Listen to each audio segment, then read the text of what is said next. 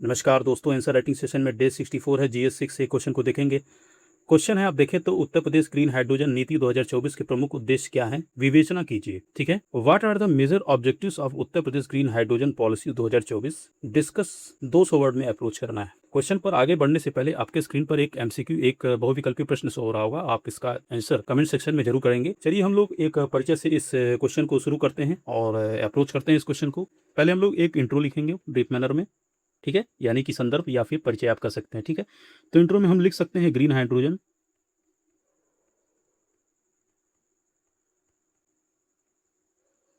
से आशय है नवीकरणीय ऊर्जा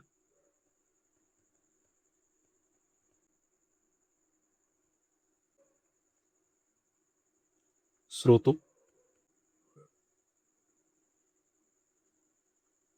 पवन ऊर्जा, सौर ऊर्जा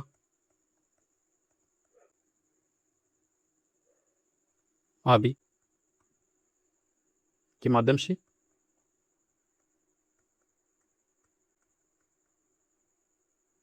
जल,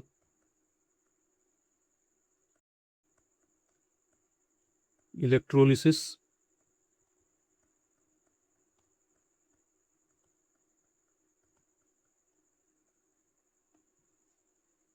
प्रक्रिया द्वारा हाइड्रोजन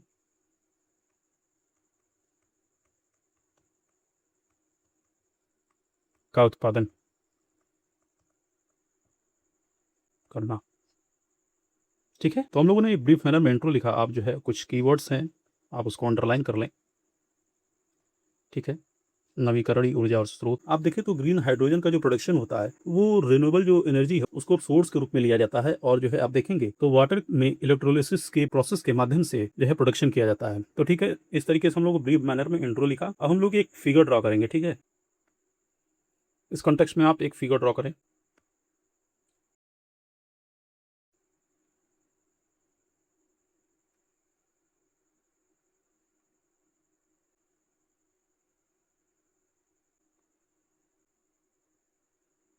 आप इसमें मेंशन करें नवीकरणीय ऊर्जा,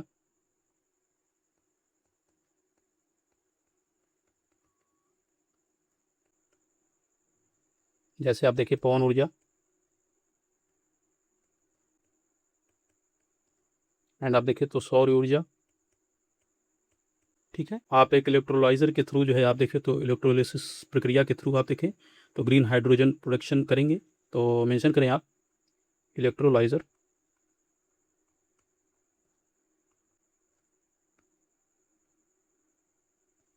ठीक है, ये इलेक्ट्रोलाइजर हो गया, और इसमें आप देखें तो इलेक्ट्रोलिसिस की जो प्रक्रिया है, जो प्रोसेस है वो होगा।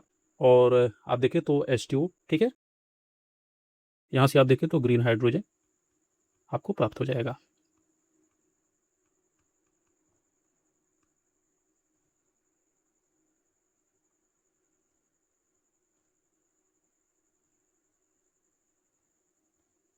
ठीक है, तो इस तरीके से आपने मेंशन किया। अब मेंशन करें आप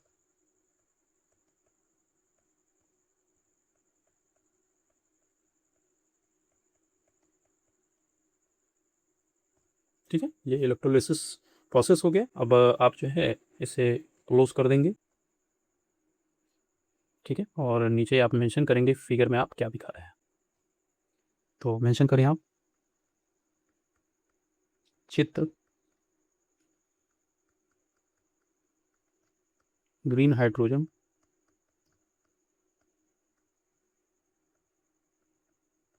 उत्पादन की प्रक्रिया। ठीक है, तो इस तरीके से आपने मेंशन किया। अब हम लोग जो क्वेश्चन के जो डिमांड्स हैं उनको फुलफिल करते हैं और एक मेन हेडिंग डालते हैं इस कॉन्टेक्स्ट में। ठीक है, उत्तर प्रदेश ग्रीन हाइड्रोजन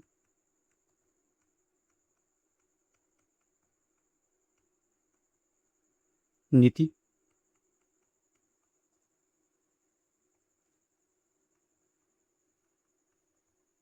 ठीक है, तो आप मेंशन करें आप मेंशन करें प्रमुख उद्देश्य।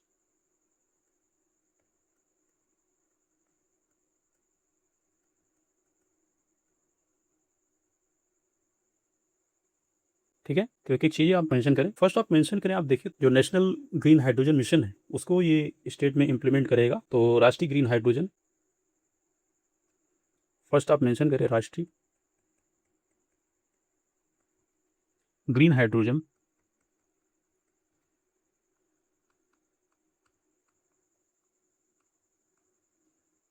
मिशन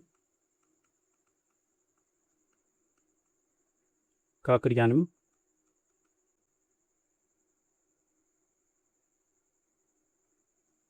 आप देखें तो एक लक्ष्य निर्धारित किया गया है 2028 तक 1 मिलियन मीट्रिक टन जो है प्रति वर्ष ग्रीन हाइड्रोजन प्रोडक्शन का। ठीक है, तो आप मेंशन कर लें 1 मिलियन मीट्रिक टन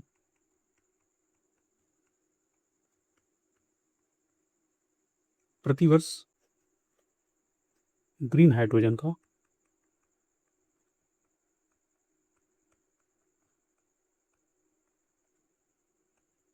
उत्पादन, प्रोडक्शन। ठीक है, नेक्स्ट आप मेंशन करें, आप देखें तो ग्रीन हाइड्रोजन या फिर अमोनिया जो उत्पादन की जो इकाइयां हैं, जो यूनिट्स हैं, और ग्रीन हाइड्रोजन जो बेस्ड जो प्रोडक्शन यूनिट्स हैं उनको प्रमोट करना है कहीं ना कहीं इसके माध्यम से। तो मेंशन करें आप ग्रीन हाइड्रोजन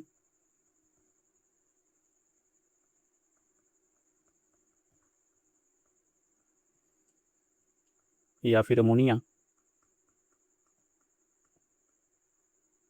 उत्पादन इकाइयों, यूनिट्स तथा ग्रीन हाइड्रोजन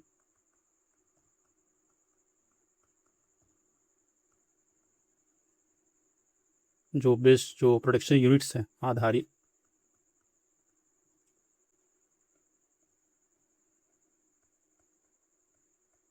इकाइयों,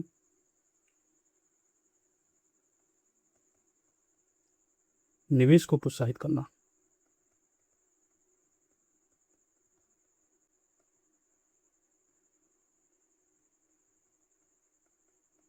ठीक है, नेक्स्ट आप मेंशन करें, देखिए आप तो रिसर्च एंड डेवलपमेंट के माध्यम से जो प्रोडक्शंस की जो कॉस्ट है, ठीक है, जो उपयोग की कॉस्ट है, जो यूजर्स की कॉस्ट है, उनको कहीं ना कहीं ये कम करने का प्रयास करता है ये जो पॉलिसीज है। ठीक है, तो आप मेंशन करें अनुसंधान, ठीक है, यानी कि रिसर्च एंड डेवलपमेंट, विकास और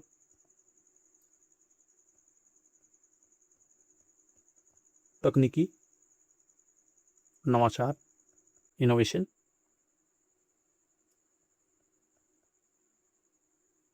उत्पादन, भंडारण एंड देखें तो उपयोग। ठीक है, प्रौद्योगिकी, technology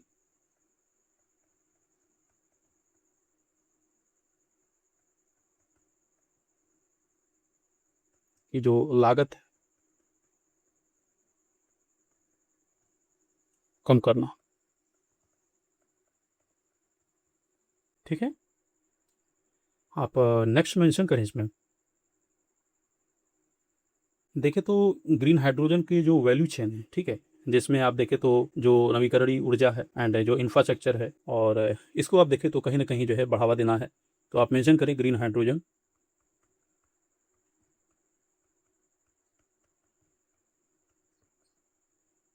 value chain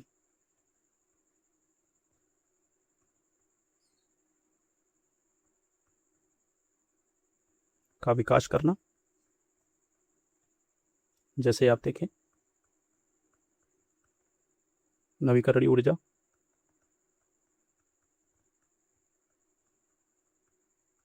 renewable energy and आप देखें तो इंफ्रास्ट्रक्चर अवसंरचना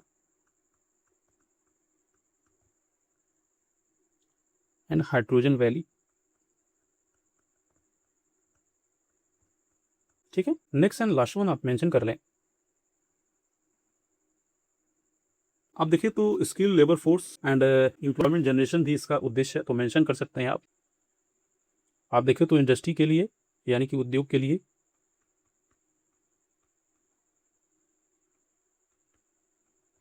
हेतु कुशल कार्यबल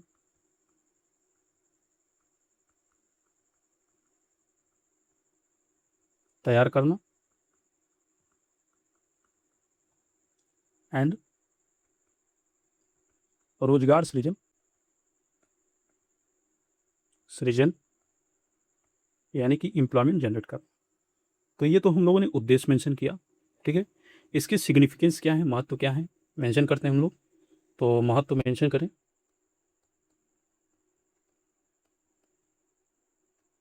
ठीक है। तो फर्स्ट पॉइंट मेंशन करें आप देखें तो जीवाश्म जो ईंधन आधारित जो ग्रे हाइड्रोजन है उसका एक आप देखें तो स्वच्छ विकल्प है, तो मेंशन कर सकते हैं आप। जो फॉसिल फ्यूल जो बेस्ड जो ग्रे हाइड्रोजन है उसके कंपैरिजन में आप देखिए तो स्वच्छ है ये, तो मेंशन कर सकते हैं आप जीवाश्म ईंधन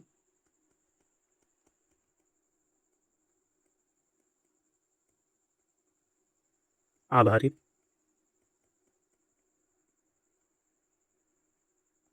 ग्रे हाइड्रोजन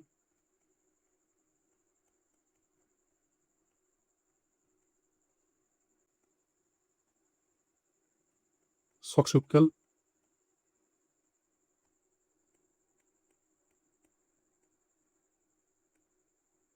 ठीक है। नेक्स्ट सेकंड मेंशन करें आप देखिए तो इंडस्ट्री में जो कार्बन के इमिशंस होते हैं तो नो डाउट जो है अगर ग्रीन हाइड्रोजन को प्रमोट किया जाता है तो इंडस्ट्री में जो कार्बन के जो इमिशंस होते हैं उनमें कमी होगी, तो आप मेंशन कर सकते हैं औद्योगिक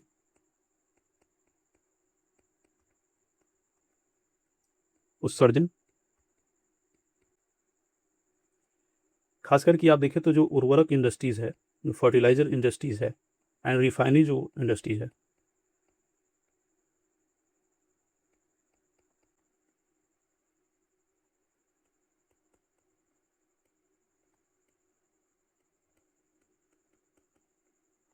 ठीक है।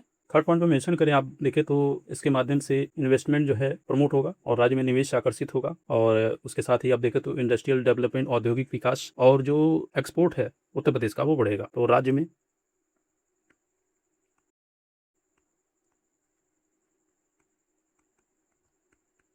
निवेश इन्वेस्टमेंट औद्योगिक विकास विकास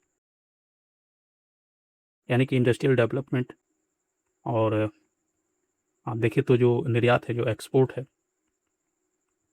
बढ़ेगा, ठीक है। फोर्थ पॉइंट में मेंशन करें नो डाउट आप देखिए तो रोजगार सृजन होगा, एम्प्लॉयमेंट जनरेट होगा। फिफ्थ एंड लास्ट पॉइंट में मेंशन कर लें आप नेट जीरो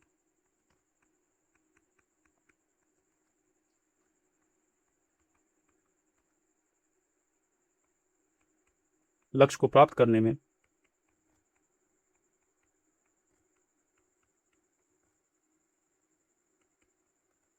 सहायक, ठीक है। अब हम लोग एक लास्ट मेंशन करते हैं चैलेंजेस, आखिर क्या चुनौतियां इस पॉलिसीज के सामने, ठीक है। आप एक हेडिंग डालें चुनौतियां,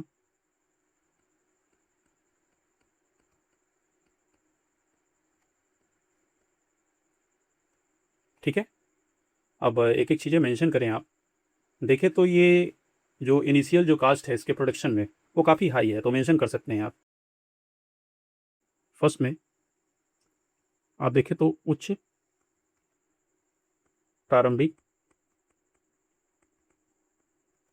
उत्पादन लागत,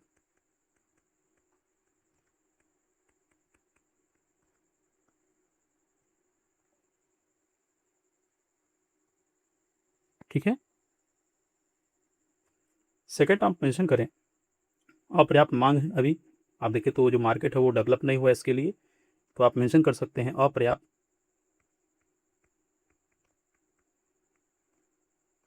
मांग,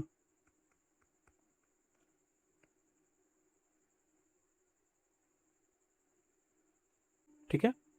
आप नेक्स्ट मेंशन करें। देखिए, आप तो स्किल लेबर फोर्स की कमी है इस क्षेत्र में, तो कुशल कार्यबल का अभाव,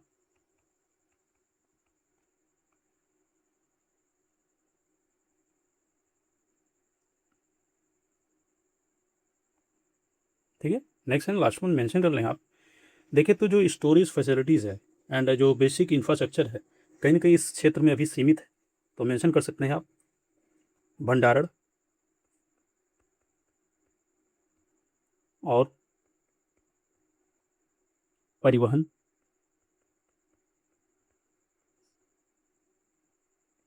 जैसे बुनियादी ढांचे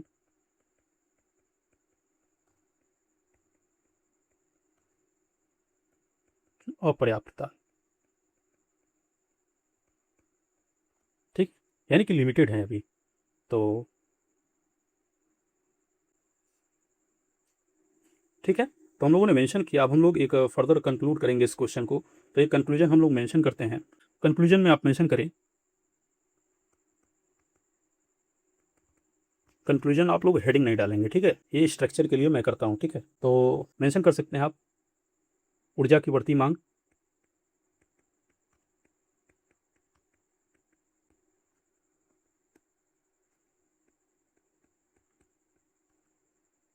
और जलवायु परिवर्तन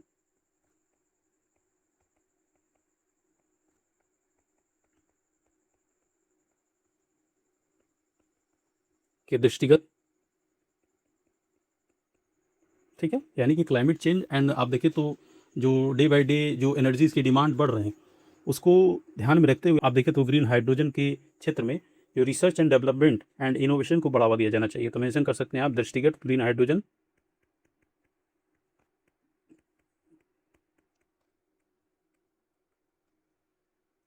के क्षेत्र में अनुसंधान यानी कि रिसर्च एवं नवाचार यानी कि इनोवेशन को प्रमोट करना चाहिए।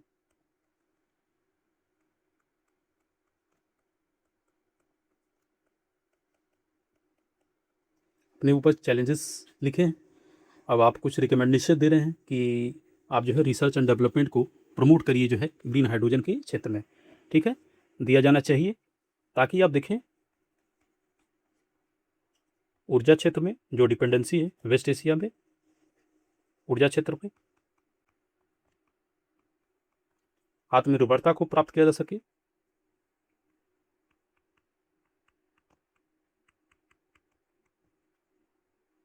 एवं जो ग्लासगो में COP26 जो आयोजित किया गया था, उसमें एक संकल्पना प्रधानमंत्री जी ने प्रस्तुत की थी पंचामृत की, आप सभी को याद होगा, तो उसे भी इसके माध्यम से प्राप्त किया जा सकता है पंचामृत,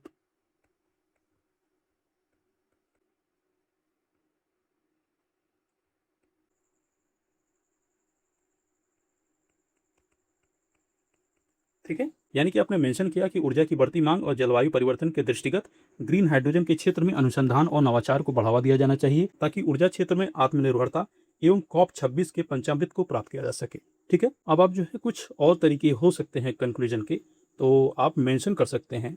आप देखें तो जो SDG गोल है, ठीक है, जो SDG गोल है आप देखें तो जो गोल 7 है, आप देखें तो अफोर्डेबल एंड क्लीन एनर्जी की बात करता है।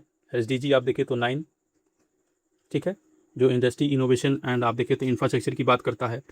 आप देखें तो SDG 13, ठीक है, क्लाइमेट एक्शन की बात करता है। तो इस तरीके से आप SDGs को भी मेंशन करके कंक्लूड कर सकते हैं अपने आंसर को, ठीक है। तो आज के सेशन के बारे में आपका क्या फीडबैक है, कमेंट के माध्यम से जरूर हमें बताएं, और जल्दी मिलते हैं हम लोग GS 5 के क्वेश्चन के साथ। Thank you for watching this session.